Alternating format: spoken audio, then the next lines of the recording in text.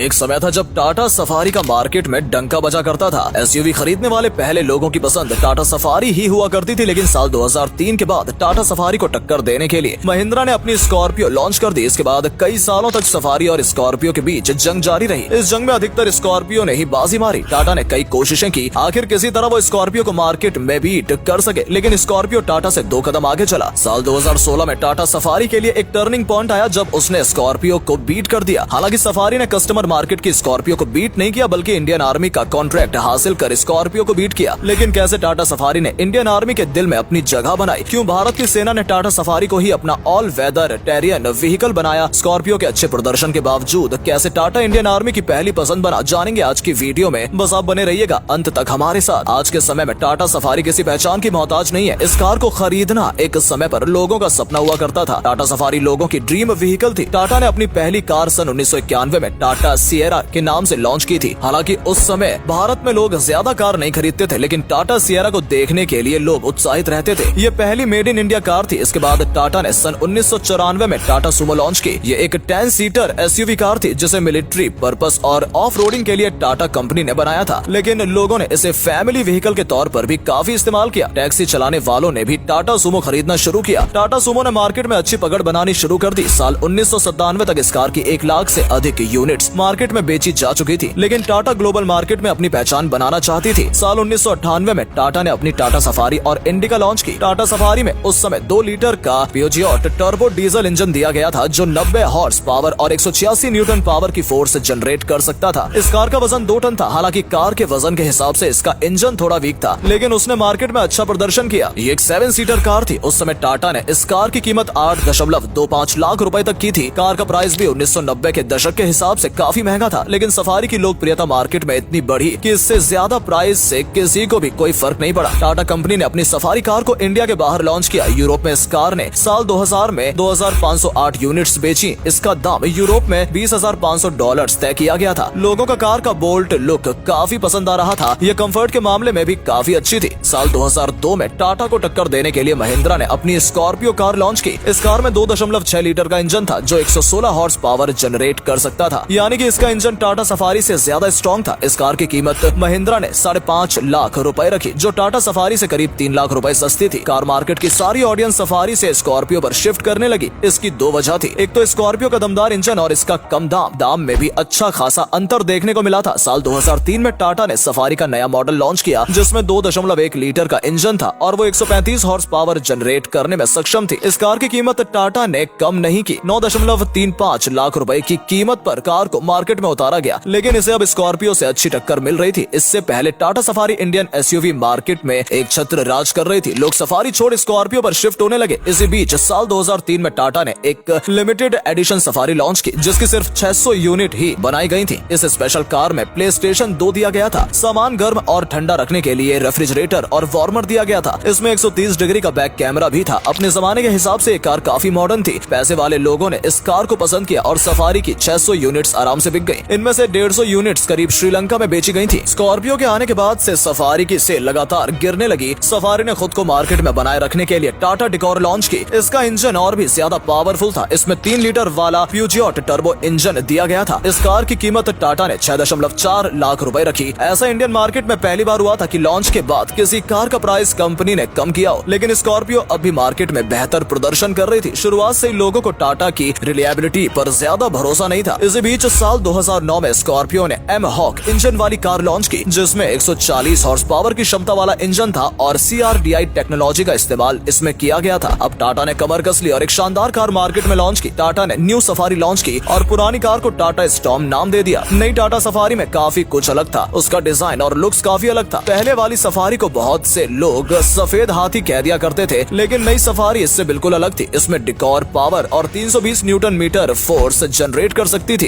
Electric control था। कुल मिलाकर इसमें पुरानी वाली सफारी के कंपैरिजन में 100 से भी अधिक बदलाव किए गए थे। इतना सब करने के बाद भी टाटा महिंद्रा को मात नहीं दे पाई। साल 2011 में तो महिंद्रा ने 50,000 यूनिट्स मार्केट में बेची थी, तो वहीं टाटा केवल 16,400 गाड़ियां ही बेच पाया था। लेकिन साल 2016 में ऐसा कुछ हुआ जिसने टाटा को एक नई पहचान दिलाई। टाटा को इंडियन आर्मी ने 3,192 गाड़ी बनाने का कॉन्ट्रैक्ट दिया, जो सभी प्रकार के मौसम में काम कर सके। इससे पहले इंडियन आर्मी मारुति सुजुकी की जिप्सी इस्तेमाल किया करती थी, लेकिन मारुति सुजुकी सिर्फ 500 किलो तक का वजन कैरी करने में सक्षम थी। सेना को ऐसी कार की जरूरत थी जो 800 किलो तक का लोड कैरी कर सके। साल 2013 में आर्मी ने RFI यानी रिक्वेस्ट फॉर इन्फॉर्मेशन डाली। करीब 15 कंपनियों ने आर्मी के कॉन्ट्रैक्ट में अपनी रुचि दिखाई, जिसमें टाटा और महिंद्रा के अलावा निसान, BMW, होंडा, फोर्ड और वॉक्सवैगन जैसी कंपनियां शामिल थी। लास्ट में इंडियन आर्मी ने सिर्फ 2 ही कंपनियों को शॉर्टलिस्ट किया और ये कंपनियां वही थी जिनके बारे में हम अभी तक बात कर रहे हैं। टाटा और महिंद्रा दोनों कंपनियों को फाइनल बिड के लिए बुलाया गया। इंडियन आर्मी पहले ही बता चुकी थी कि उन्हें अपनी कार में क्या क्या फीचर्स चाहिए। महिंद्रा और टाटा में से टाटा ने कम बिड लगाकर ये बाजी जीत ली। टाटा ने बेहद ही शानदार ऑल वेदर टेरियन आर्मी व्हीकल बनाया। सेना के जवानों ने रेगिस्तान की गर्मी में, बर्फीली जगहों पर और बारिश के मौसम में कार को टेस्ट किया। गर्मी के लिए जमशेदपुर को चुना गया तो वहीं नॉर्दर्न सिक्किम में ठंडी की जगह के लिए इसका टेस्ट लिया गया। इसके अलावा पश्चिम बंगाल के हासीमारा में बारिश के मौसम में इस कार का परीक्षण हुआ। सभी टेस्ट में टाटा सफारी पास हो गई। टाटा सफारी के आर्मी व्हीकल में कई खासियत थी। इसका पेंट मार्केट में बिकने वाली सफारी से बिल्कुल अलग था। कहीं क्रोम का इस्तेमाल नहीं किया गया था। मैटिक ग्रीन कलर आर्मी व्हीकल को दिया गया। आगे पीछे ब्लैक आउटलाइंस लगाए गए जिससे कि अंधेरे में ये नजर ना आ सके। इसकी बॉडी भी पहले से कहीं ज्यादा अधिक मजबूत बनाई गई। कार में आगे एंटीना दिया गया। स्पॉटलाइट का अतिरिक्त फीचर इसमें दिया गया। इसके सस्पेंशन भी पहले से बेहतर थे। 4 व्हील ड्राइव का ऑप्शन था और इसमें 2.4 लीटर का 4 सिलेंडर वाला इंजन लगा था जो 154 हॉर्स पावर और 400 न्यूटन मीटर की फोर्स जनरेट कर सकता था। इसमें 6 स्पीड मैनुअल गियर बॉक्स था, यानी कि कुल मिलाकर ये गाड़ी परफेक्ट थी। इंडियन आर्मी ने टाटा सफारी को काफी पसंद किया और आज भी इनका इस्तेमाल किया जा रहा है। अगर इंडियन आर्मी इस कार को सिलेक्ट कर सकती है तो इसकी रिलायबिलिटी पर शक नहीं करना चाहिए। उम्मीद करते हैं कि आपको हमारी आज की ये वीडियो पसंद आई होगी। अगर हाँ तो इसे अधिक से अधिक लाइक करें, शेयर करें और कमेंट करके हमें बताएं कि आपका टाटा सफारी और महिंद्रा स्कॉर्पियो में से कौन सी कार ज्यादा फेवरेट है। आज के लिए इतना ही। आपसे फिर मिलेंगे एक नई वीडियो के साथ। धन्यवाद।